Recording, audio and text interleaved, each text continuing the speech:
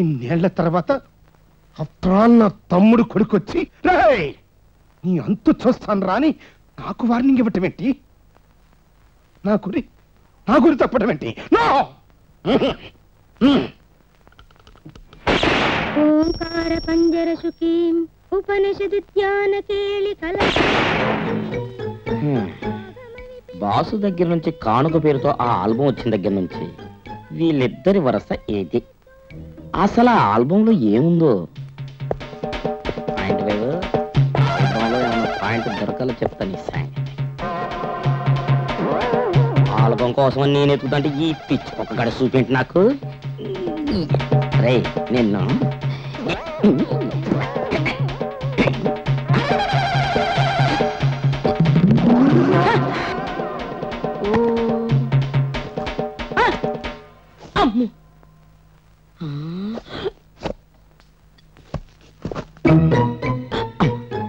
నుదురు సేమ్, కనుబొమ్మలు సేమ్, కళ్ళల్లో కొంచెం తేడా తర్వాత చెప్తాను. ముక్కు సేమ్, మీసాలు సేమ్, గడ్డం సేమ్, ఈడిమెళ్ళలో గొలుసు, ఈడిమెళ్ళలో టై, జర్రమ్మే గయ same to same, rubber stamp గుద్దినట్టే. అంటే కళ్ళు దమయంతి, బాడీ ఆ లాయర్ గాడిది. అమ్మో ఎంత భయంకరమైన రహస్యం! ఆ లాయర్ గాడు టచ్ చేస్తే ఈడు ఇలా పుట్టాడు. అదే నేను టచ్ చేస్తుంటే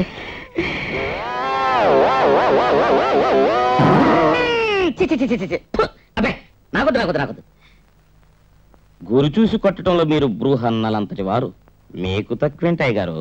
కాకపోతే ఒక పక్క బాస్ టెన్షన్, ఇంకో పక్క ఇంకో టెన్షన్. ఇంకో టెన్షన్ ఏంట్రా? బుజ్జిగాడి టెన్షన్. బుజ్జిగాడ ఎవరి కొడుకు?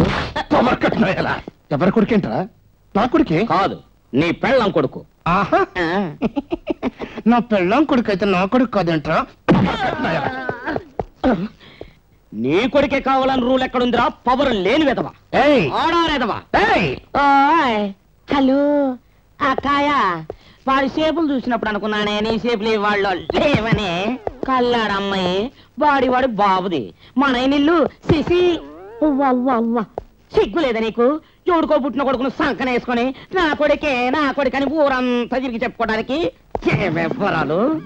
నా పెళ్ళం ఎవరితోటో లేచిపోయిందని ఊరందరికి టమక వేసి మరి చెప్తావా? మరి నీ పెళ్ళం సంగతి ఏంటమ్మా? ఇదిగో ఖచ్చితంగా బుజ్జిగడ లాయర్ గడి కొడుకే, నో డౌట్.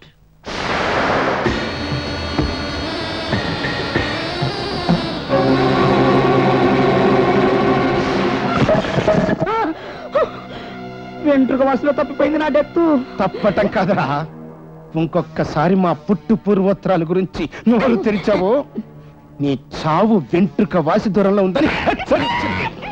మనం దెబ్బలాడుకోవడం కాదు, మనల్ని దెబ్బతీస్తాన్ని ప్రతిజ్ఞ చేసిన ఆ బాస్ గాండి ఎక్కడున్నా సరే చంపిరండి.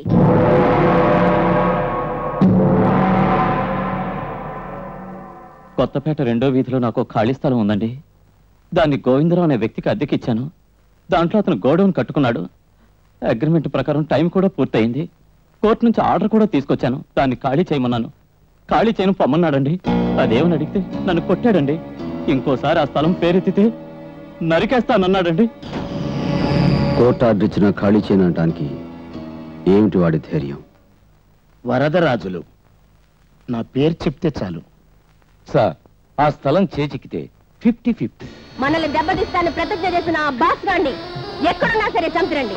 ఓకే, నువ్వు ధైర్యంగా వెళ్ళు.